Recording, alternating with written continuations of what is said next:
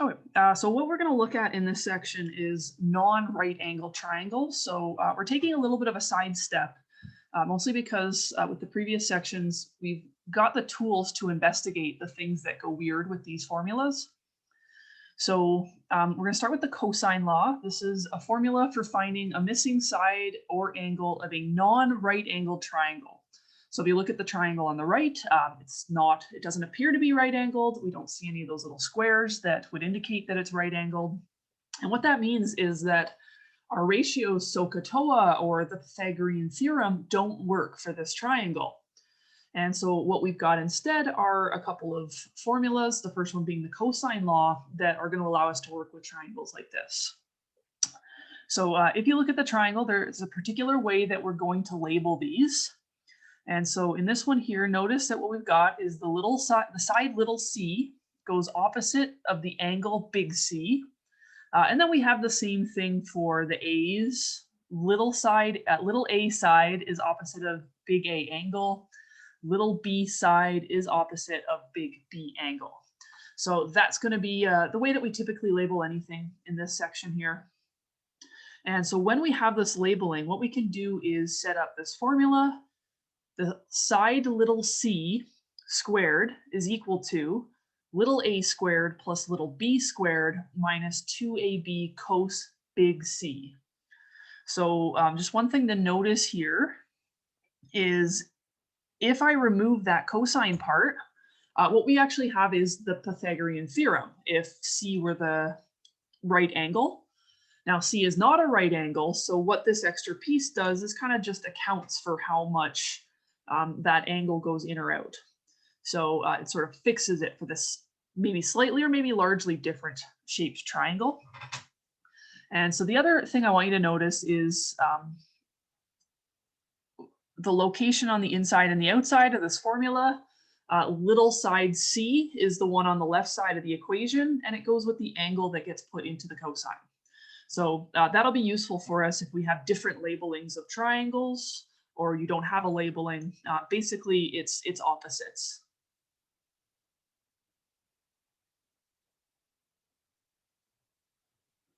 Okay, so yeah, we're going to use this to solve a couple of unknowns. I did not make up the triangles, so I'm going to put some triangles down. All right, so we have 3 examples to work through. So on the first one, what we're going to do is find the angle C. So all of these are set up to use the cosine law. And so yeah, I'm going to start by actually just setting up the law. So I'll write c squared equals a squared plus b squared minus 2ab cos C. And I maybe want to do some kind of labeling here to make sure I get my a's and b's and c's in the right place. So I'm going to label C, little side c is always opposite of that big angle. So that's going to be my 4.1. And then it doesn't really matter what I do for A and B here. So I could do that A, and then that would be big angle A, which we don't really care about. And then little b and big B. And so what we can see here is that in this formula, I've got my C and my A and my B. And then again, A and B, I have those. So I have all of the unknowns in the equation except big C, and that means I'm going to be able to solve for big C. So yeah, so we can just plug things in. So I'll get 4.1 squared equals 4.3 squared plus 2.4 squared minus 2 times 4.3 times 2.4 cos C. Draw a little line there. So what I'm going to do is simplify a few of those numbers in my calculator. Usually I find the biggest mistake people make with this is actually just the arithmetic, not even the algebra. So this will be 16.81. So a lot of times what I'll see people do is like try to combine these numbers together. Now these 3 at the end are attached to the cos C, they go together. So these should be simplified separately, not with the first 2 numbers. So what I'm going to do is just simplify the first 2 numbers, or evaluate them, or however you want to describe it. 4.3 squared plus 2.4 squared is 24.25. And then I'm going to just evaluate the multiplier on the cos C. 2 times 4.3 times 2.4 is 20.64.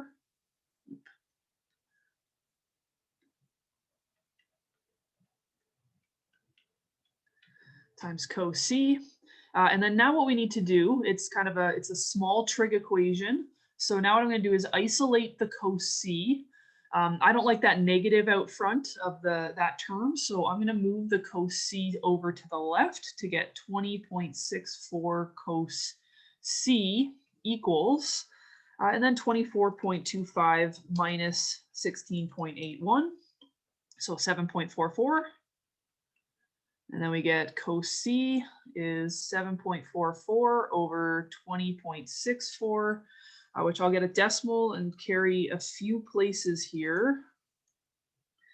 So it's about 0.3605.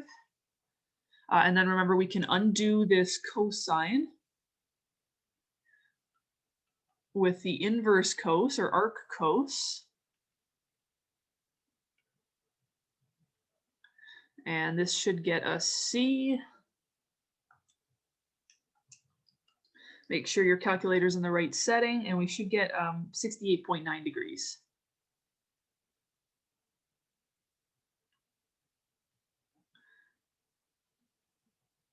All right, so it's a kind of long formula, but it is just sort of plug and chug as you go with that last step of undoing the cosine.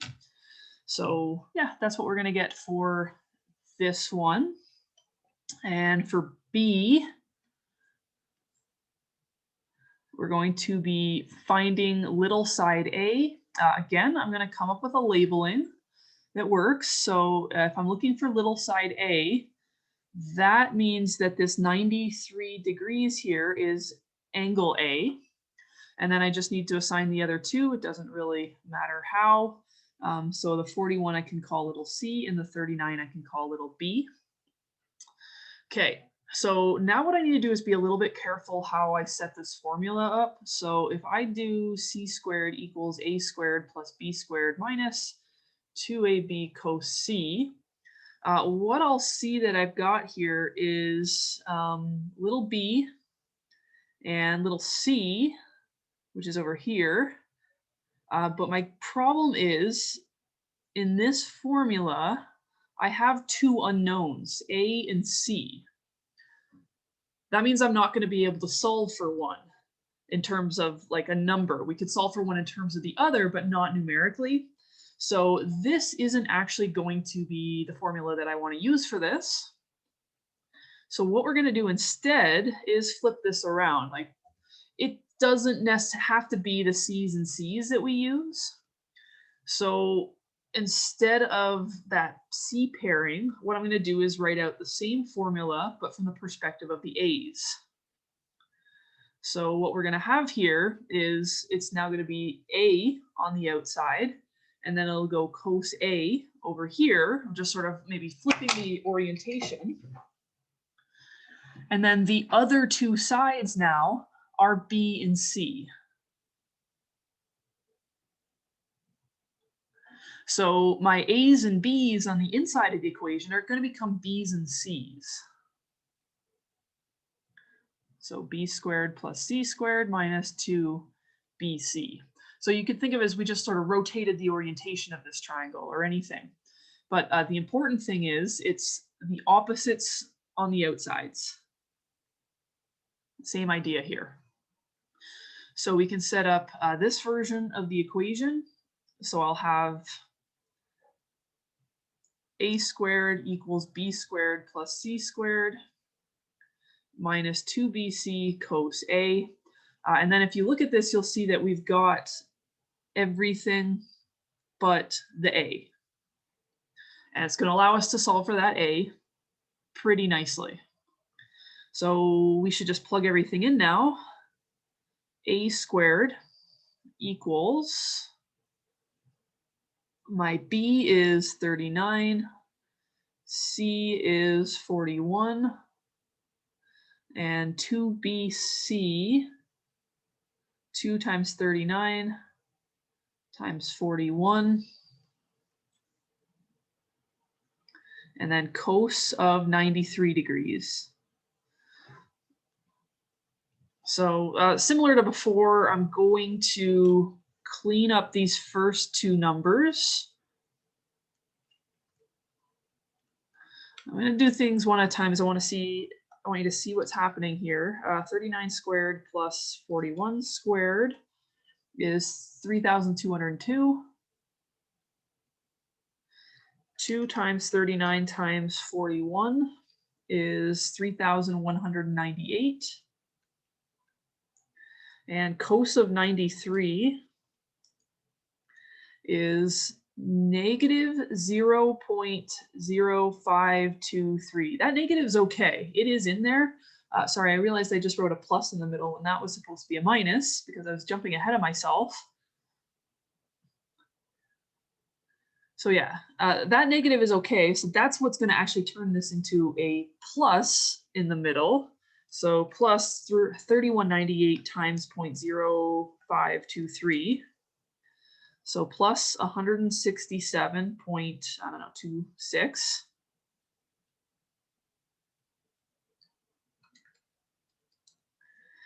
And so I'm getting 3,369.26. And then A will be, since we are dealing with like a real tangible triangle, it should just be the positive root of this.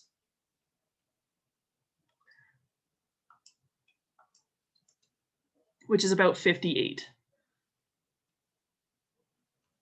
And I'm going to put meters on my answer because those other sides were also labeled in meters. And so, yeah, so that should kind of make sense here. There is a little bit of a relationship between the sides and the angles. Basically, in a triangle, in this triangle here, A has to be the biggest side. It's 93 degrees. The total is 180. So the other two angles can only add up to 87, which means they both have to be smaller than, or at most 87, which means they're both smaller than 93. And that means that A is the biggest angle. That does mean that little a is the biggest side. And then we can also see from this, since C is going to be the smallest side here, or sorry, little b, so I was looking beside the labeling, little b is the smallest side at 39. The angle B should be also the smallest angle. It's not proportional, but the ordering should be the same for sides and corresponding angles. Okay, I do not have enough room here to do C, so I'm just going to move things around. All right, while I move things, I also thought I would add something else that might happen in these equations. So I added a D. Okay, so B is just going to introduce something a little bit different than what we have seen, but it's kind of a tie-in with part B. So for this one, we are now solving for angle B. So the thing that we're solving for, again, what we want to do is to use the cosine law, we want those opposites. So what I'm going to do is set up my cosine law with B and B on the outside. And then the other two sides written on the insides. So C and A are going to go and take the place of B and C in here. And so this will be my B formula for cosine.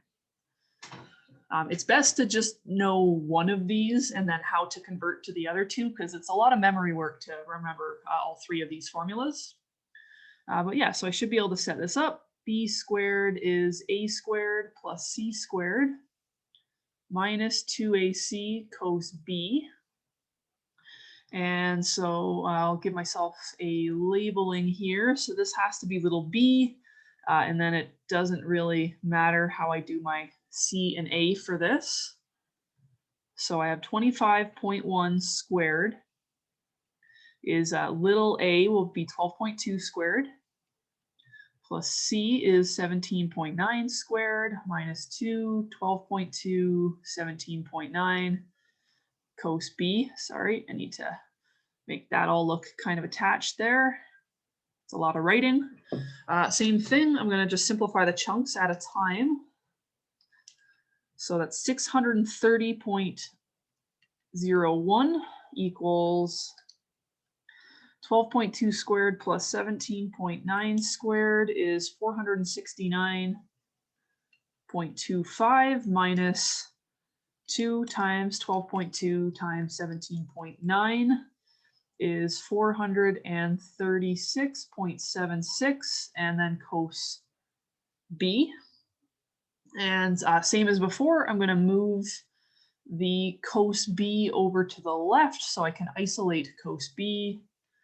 436.76 cos B equals 469.25 minus 630.01.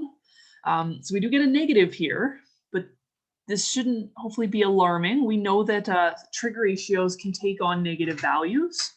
And even in the example B, we had it was cos of 93, I think, which was a negative. So negatives are okay.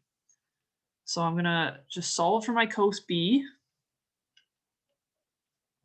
equals 436.76 equals divided by 436.76 at negative 0.3681 approximately. And so B is going to be my arc cos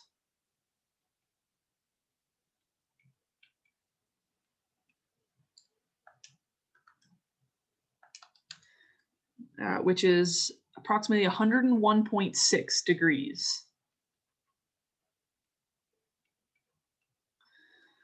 So this is an angle that's bigger than 90. If you have a look at the picture, like I tried to make these at least kind of to scale. So I think hopefully you can see like B should be a fairly large angle there. So that angle of 101.6 should kind of make sense. If you remember what the graph of cosine looks like, if we were to draw it out, just roughly, remember it starts up at the top and goes down. So it starts up at 1 and goes down to -1. And this goes between 0 and pi, or 90 degrees. And so basically all of these angles, pi is 180, not 90. All of these angles 0 to 180 that could possibly go in this triangle, all of these angles, at least for this region of cosine, say y equals cos x, it's 1 to 1. And so that means like if I get a negative cosine, it's just going to map to something that's bigger than 90 degrees. And that's what we're having here if we're trying to trace back. So these negative values that are below the x-axis are going to trace back to just larger angles. And then the positive cos numbers that we get are going to trace to angles that are smaller than 90 that could fit into acute triangles. So that's all that's happening. If you get these negatives, don't reject them.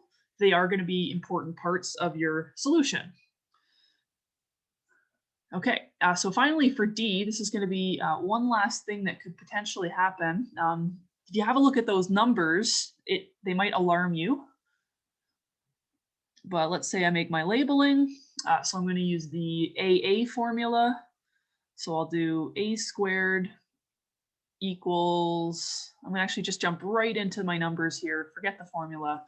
So I'll do the AA, which means I want 8.2 squared equals, so the side angles, 3.4 squared plus 3.1 squared minus 2 times 3.4 times 3.1 cos A, and plug it all in. 8.2 squared is 67.24 equals 3.4 squared plus 3.1 squared, 21.17. And then minus 2 times 3.4 times 3.1 is 21.08 cos A. So I'm going to solve for cos A here. I'm going to do the extra step on this one. 21.08 cos A equals 21.17 minus 67.24, which is negative 46.07. And so cos A is approximately negative 2.1133. And again, this might set off another alarm bell here if you look at that picture on the left. So A is going to be the inverse cos of this. And if we actually try this, I'll tell you what my calculator does. It says domain error.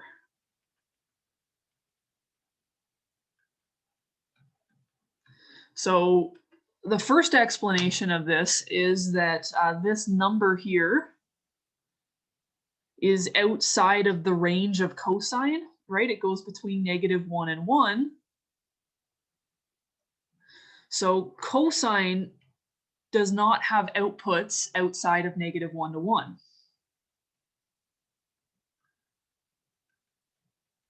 So they should be in -1 to 1. So this is impossible. So this can't happen. And if we want to go all the way back to the original triangle and have a look at what's happening here, look at the lengths in the triangle. We've got 3.4 and 3.1. Well, if I draw those together in a straight line to make like the widest possible triangle that we could get, the total length here is 7.5. That's like the biggest length that we could get, because as soon as we start trying to like fold these up, all right, as soon as we like make an angle out of either of these, even the slightest little bit, it's going to make this length shorter on either side. Even if I do it across the top, it'll make that third side of the triangle shorter. So the biggest possible third side that we can get is 7.5, and 8.2 is obviously too big. It's too big to reach the ends, the other two ends here. So the 8.5 is actually going to come out here, and I can't make these two lengths connect to touch here and here. It's an impossible triangle, and so your calculator is telling you that. So that should cover every case that comes up with the cosine law. So we're going to move on to the next one.